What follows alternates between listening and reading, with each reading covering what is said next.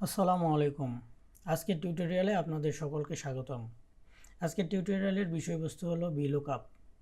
ভিলুকআপটি কিভাবে আমরা কাজ করব এবং কিভাবে আমরা এটিকে সূত্র হিসেবে ব্যবহার করব সেইটি আজকে শিখব এই ভিডিওতে। ধরুন আপনি একটি বড় ডেটাবেস থেকে নির্দিষ্ট কিছু ডেটাবেস এবং তার তথ্যগুলো সংগ্রহ করবেন। তো সেটি কিভাবে করবেন এখানেই আমরা সেটি দেখাবো ভিলুকআপের মাধ্যমে। এখানে আমরা দেখতে পাচ্ছি দুইটি টেবিল আছে, টেবিল 1 এবং টেবিল 2।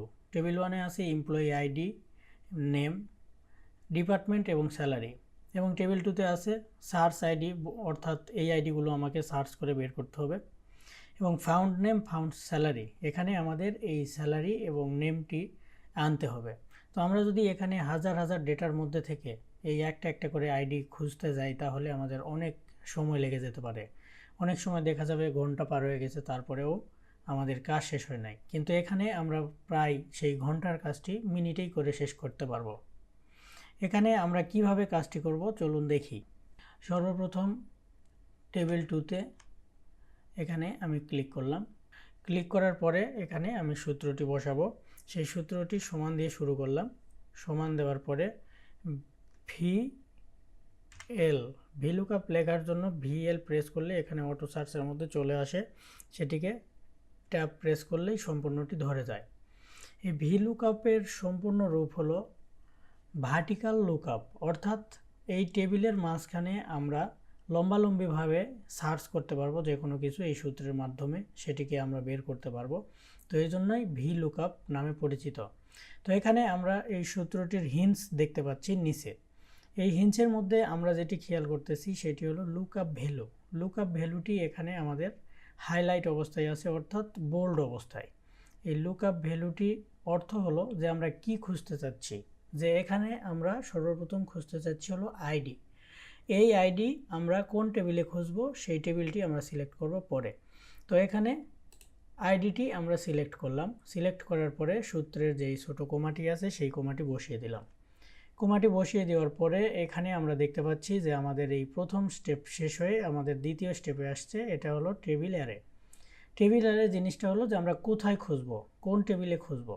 তো আমরা টেবিল 1-এ খুঁজবো এই আইডিটি। এই জন্য আমরা আইডি সিলেক্ট করার পরে টেবিল 1টি সম্পূর্ণটি সিলেক্ট করব। এটি সিলেক্ট করতে আমরা শর্টকাট ইউজ করব। সেটি আমরা চাইলে মাউস পয়েন্টার দিয়ে এরকম ড্র্যাগ করেও করতে পারি। আবার শর্টকাট হলো এখানে একটা ক্লিক করে তারপরে কন্ট্রোল শিফট একসাথে প্রেস করে ডান অ্যারো এবং নিচের ডাউন অ্যারোটি প্রেস করলাম। করার পরে সম্পূর্ণটি আমাদের এখানে টেবিলটি সিলেক্ট হয়ে গেল। সিলেক্ট হয়ে যাওয়ার পরে আমরা এই টেবিলে ছোট্ট একটি ইম্পর্ট্যান্ট একটি জিনিস আছে এখানে, সেটি হলো যে টেবিলটি লক করতে হবে।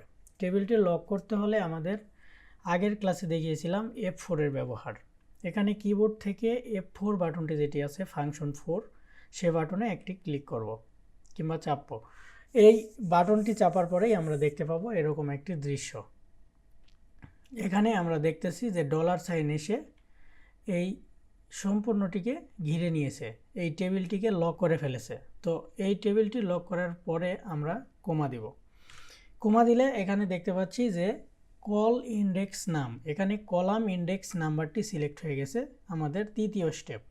তো এই স্টেপটির অর্থ কি, যে আমরা কলাম ইন্ডেক্স নাম্বারটা নিব, যে আমরা কোন কলামটি খুঁজতেছি। এখানে আমাদের দরকার নাম আনতে হবে, এই নামটি দরকার। তাই এখানে আমরা প্রথম টেবিলে দেখব যে নামের কলামটি কত নাম্বার কলাম। এখানে প্রতি কলামটি 1, 2 করে হিসাব করতে হবে। সেই হিসাবটি হলো এ কলাম 1, বি কলাম 2 এবং সি কলাম 3। তো এইভাবে আমরা যত দূর পর্যন্ত কলামটি আছে প্রত্যেকটি টেবিলের, ওই কলামটি আমরা গুনে গুনে হিসাব করব। এখানে আমাদের নেম আছে যে কলামে, সেটা হলো 2 নম্বর কলাম, তাই এখানে আমরা 2 লিখে দিব। তো 2 লিখে দেওয়ার পরে আমাদের পরবর্তী স্টেপে পার হতে হবে, তখন আমরা কোমা দেব। কোমা দেওয়ার পরে এখানে আমরা সিলেক্ট করব 0 অথবা ফলস। এখানে আমি ডাউন অ্যারোতে ক্লিক করলাম। ক্লিক করার পর ফলসটি সিলেক্ট করার পর এন্টারে চাপ দিলাম। এন্টারে চাপ দেওয়ার পরে এখানে আমার সেই কাঙ্ক্ষিত নামটি চলে আসলো, যে 1005 আইডিতে সুমন রয়। তো এখানে আমরা দেখতে পারি যে টেবিল 1-এর সাথে টেবিল 2-তে মিল হলো কিনা। সেটি হলো এই যে এখানে দেখতে পাচ্ছি 1005 সুমন রয়। তো এইটা আমরা ঠিক পেলাম। তো এখানে আমরা দেখতে পাচ্ছি যে আমাদের সূত্রটি ঠিক আছে এবং এটিকে অটোফিল করে ছেড়ে দিব। অটোফিল করলাম তখন আমাদের সব কিছুই ঠিক আছে। এর কারণ হলো যে আমরা এখানে আগের সূত্রটিতে এই যে এখানে আমরা দেখতে পাচ্ছি যে পুরোটাই আমরা লক করে রেখেছিলাম টেবিলটি। তো এই টেবিলটিতে আমরা যখন লক করে রেখেছি তো এই জন্য আমাদের অটোফিলে কোনো প্রবলেম হয় নাই। আর তারপরে আমরা যেই স্টেপটি করব সেটি হলো এই স্যালারি নিয়ে। আমরা এখান থেকে স্যালারিটি কিভাবে নিয়ে আসব, এই আইডি নাম্বার অনুসরণ করেই। তো এখানে আমরা এই প্রথম যেটা আছে যেই সূত্রের ঘর, এই নেমের ঘরটি, সেই সেল থেকে এই পরবর্তী সেলে আমরা এটি অটোফিল করে পার করে দিলাম। অটোফিল করে দেওয়ার কারণে এখানে কিন্তু নট অ্যাভেলেবেল এখানে এসেছে, কারণ এখানে সেই নাম্বারটি খুঁজে পায় নাই, আইডি নাম্বারটি এখানে খুঁজে পায় নাই। তো এটা কিভাবে খুঁজে পেল না সেটি এখন দেখব। মানে ডাবল ক্লিক করলে দেখতে পাবো যে আমাদের যে লুকআপ ভ্যালু ছিল সেটি হয়ে গেছে সুমন রয়। এখানে এই ঘরটি সিলেক্ট হয়ে গেছে। এখানে একটু হাইলাইট করে দেখি, এই যে দেখুন এখানে এই ঘরটি সিলেক্ট হয়ে গেছে। তো এই ঘরটি সিলেক্ট হওয়ার কারণে এখানে আমাদের নট অ্যাভেলেবেল ইররটি এসেছে। তো এইটিকে আমরা যখন এইভাবে ধরবো, এখানে এইরকম একটা চিহ্ন আসবে, এই চিহ্নটি ধরে আমরা যদি টেনে শুধুমাত্র এই পারে পার করে দেই এই আইডির ঘরে, তাহলে এইটা আমাদের G3-তে আবার পরিণত হয়ে গেল, এই লুকআপ ভ্যালু এই অংশটি। তারপরে এখানে আমরা দেখতে পাচ্ছি যে এই টেবিলের মধ্যে আমাদের টেবিল লক করা আছে।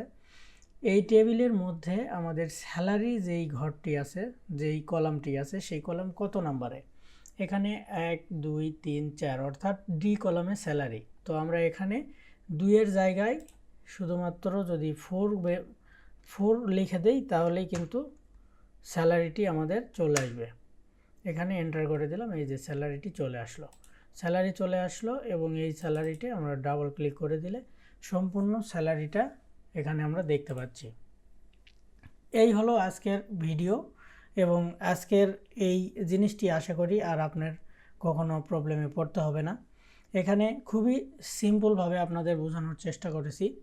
তো যদি ভিডিওটি ভালো লাগে তাহলে আপনারা অবশ্যই লাইক করবেন, কমেন্ট করবেন এবং সাবস্ক্রাইব করতে ভুলবেন না। আল্লাহ হাফেজ, দেখা হবে পরবর্তী কোনো ভিডিওতে।